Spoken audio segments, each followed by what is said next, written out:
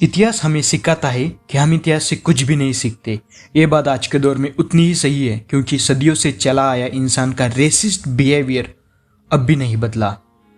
आज हम बात करने वाले हैं हाल ही में अमेरिका में हुई दुर्घटना के बारे में। जॉर्ज फ्लॉयड नामक व्यक्ति को अरेस्ट करते समय की गई लापरवाही की वजह से उसकी मौत हो गई। इस घटना ने अमेरिका सहित पूरी दुनिया में हलचल मचा दी।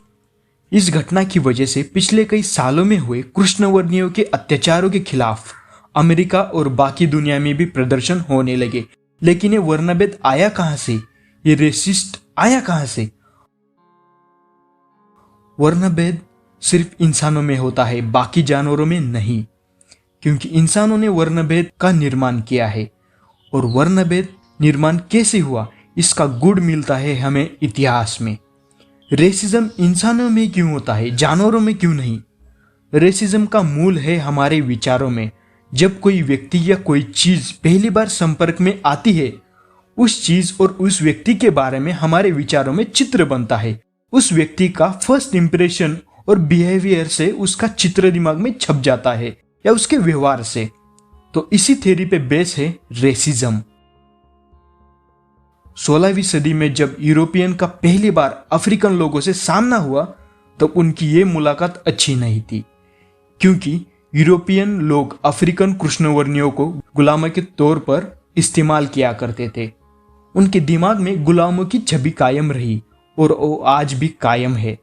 जरा सोचिए, आपको कोई मिर्ची खाने के लिए दे, सिर्फ मिर्ची, आपने कभी जिंदगी में मिर्ची नहीं खाई है, और उस मिर्ची को खाने के बाद आपका पहला रिएक्शन क्या होगा? आप यही सोचोगे कि मिर्ची बुरी है, उससे आपको काफी तकलीफ हुई। लेकिन उस मिर्ची को हम बाकी खाने के साथ मिलाकर आपको दे, तो वही मिर्ची आपको स्वादिष्ट लगेगी। ऐसा क्यों? उस मिर्ची की आपके साथ हुई पहली पहचान तकलीफदायक थी, इसलिए आप उस मिर्ची को बुरा मानते थे। और दूसरी बार आपकी मिर्ची से हुई पहचान अच्छी याद दिलाती है, इसलिए आप मिर्ची को अच्छा मानोगे। इसी तरह यूरोपियन की अफ्रीकन कृष्णवर्णियों के साथ हुई मुलाकात की वजह से उनके दिलो दिमाग में गुलामों की छवि छप गई, और यही बात आगे जाकर रेसिज्म के तौर पर आगे बढ़ी, और पीढ़ी दर पीढ़ी यही इंफॉर्मेशन पास आउट होती रही। जैसे कि हिंदुस्तान में नॉर्थ साइड में रहने वाले आर्यों ने हमेशा से ही आक्रमण करके साउथ साइड में रहने वाले कृष्णवर्णियों पर अपना दबदबा कायम रखा। नॉर्थ के लोगों की साउथ के लोगों से पहली बार जब मुलाकात हुई, तो साउथ के लोगों ने जंगें लड़कर, बाकी चीजों में जैसे वेदों में, भाषा में नॉर्थ के लोगों से सुपीरियरिटी दिखाकर उनसे ज्यादा खुद को ऊपर समझना शुरू किया। और इसी के साथ इंडिया में भी रेसिज्म का जन्म हुआ।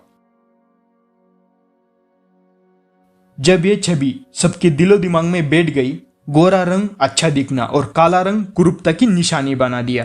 जब अंग्रेजों ने हिंदुस्तान को जीत लिया, तो गोरों ने अपनी सुपीरियरिटी और बढ़ाते हुए काले हिंदुस्तानियों पर जुल्म करना शुरू किया, और उनके दिलो दिमाग में यही बात बिठा दी कि गोरा होना मतलब सुंदर होना, और काला होना यानी कुरूप होना। रेसिज्म गोरा या काला रंग में नहीं होता, रेसिज्म और दूसरी चीजों में भी होता है। जैसे कि नॉर्थ ईस्ट के लोग, उनकी बनावट कुछ अलग होती है जो बाकी भारतीय है, और नॉर्थ ईस्ट भारतीय की पहचान ज्यादातर आदिवासियों के रूप में हुई, इसलिए वहां के लोगों को बाकी भारत के लोग बिछड़ा हुआ और दूसरे देश का मानते हैं। रेसिज्म का मूल हमारे विचारों और इतिहास में है।